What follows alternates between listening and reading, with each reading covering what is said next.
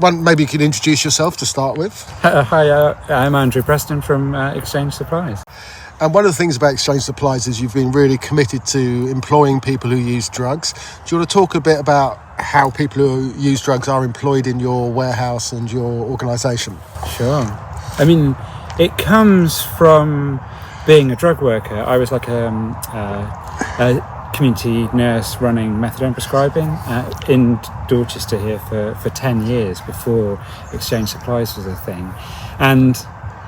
And that was in the very early days of the heroin epidemic. So caseloads were quite small. It was proper harm reduction oriented prescribing. So I had a lot of people who were on my caseload for many years, and you were able to, back then you could see people every week or two without any trouble at all. And so in that work, I was really seeing the struggles people had with employment and really seeing the kind of waste of human potential that was employers not being able to see past difficulties with timekeeping or having to go off to get scripts, pick up scripts, or dealing with withdrawals and having extra absence and getting rid of people. So as a drug worker, I'd formed this whole sort of theory, idea that this was a massive waste of human talent, and employment could be made, just by being made more flexible and more compassionate, could really tap into that. And I kind of thought it would always be a theory, but then Exchange Supplies happened. We started as activists making products available to needle exchanges, and pretty quickly started needing help with the distribution of those products. And so the first person, we'd subcontracted it to start with. The first person who I started working with was Helen, who'd been doing the work for our subcontractor. But the second and third people who came to work at Exchange Supplies were just former clients of mine. I knocked on their doors, and I knew that they were kind of trapped, either unemployed or trapped in low wage jobs that they were way overqualified for in terms of their capacity. So then brought them in, and over the years kind of been workshopping more compassionate social contracts between the company, if you like, and our colleagues between us.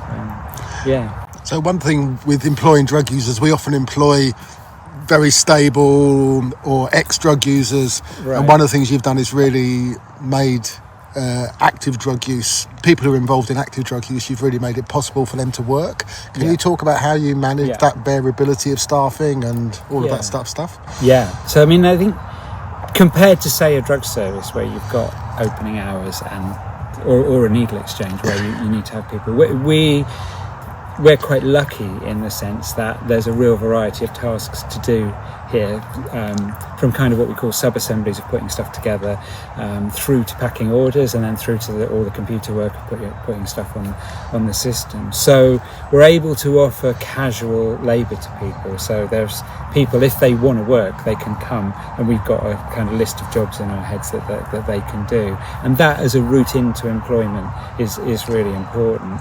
And I think one of the things I've really learned is that you have to balance. You can't put too much pressure on people.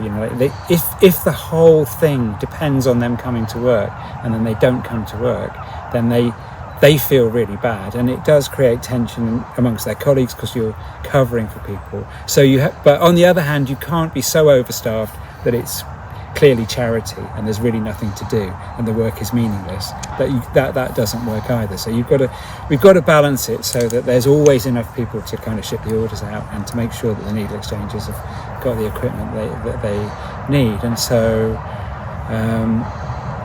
we've been able to bring people through. Well, and that ebbs and flows over time. People can have long periods of time where they're really up together and really integral part of the team, and then maybe if their drug use changes and they dip out of the workforce for a bit, we've got flexible policies that don't, as soon as you stop coming to work, if you stop getting paid, then you're using drugs and you've suddenly got no money, you're like blind. And also often just feeling like, oh well, they don't want me back because they've sort of stopped paying me. And then on the other side, if you pay people for too long, they start to feel really guilty that they've been paid and they haven't been to work, and so then that guilt actually gets in the way of coming back to work. So we have a staged reduction in pay for extended absence, and so that people have got a meaningful choice about whether what they want to do. And then we're sitting here in a community garden that you've sort of made at the back of Exchange Supplies, and also you're doing an organic farming project. Talk about how that sort of environmental work fits within this project.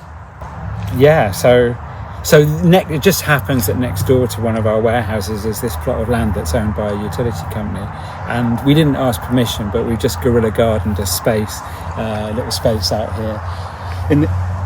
There's lizards, there's butterflies, there's birds. It's not looking at its best now, but in a few weeks it'll be looking great again. And the countryside management project is it's one of those think global, act local things that I'm quite sceptical a lot of the net zero kind of bullshit greenwashing of buying carbon credits and all of that sort of thing. So we've teamed up with a local organic farm, and every Wednesday and Friday in the winter we second people out to go hedge laying, doing hedge laying. And so that's a really great activity, like team working in a different environment, and also for a lot of working class people who haven't spent much time in the country, it's a complete revelation for them. And so I think it's really important. And like I say, if a lot of the people who can come to work do come to work, sometimes the warehouse has too many people and like I say, the work has to be meaningful. So sometimes having the like an overflow capacity of some countryside management really gives us the chance to make sure everybody's properly employed for the day. And so you could think about this as sort of like charity, helping drug users.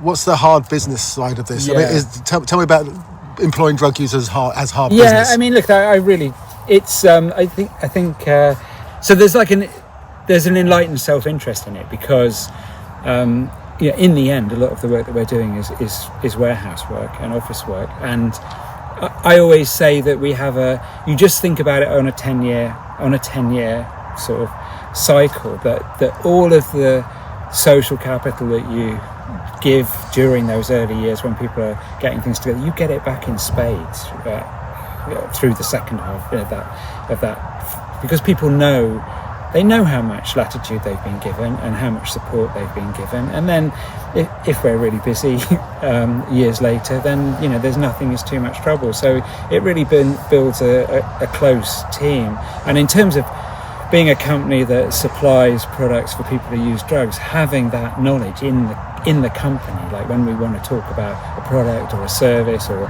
a way things are being packaged, or like having people actually as part of the team able to give us feedback straight away is it's priceless. It's really, really great.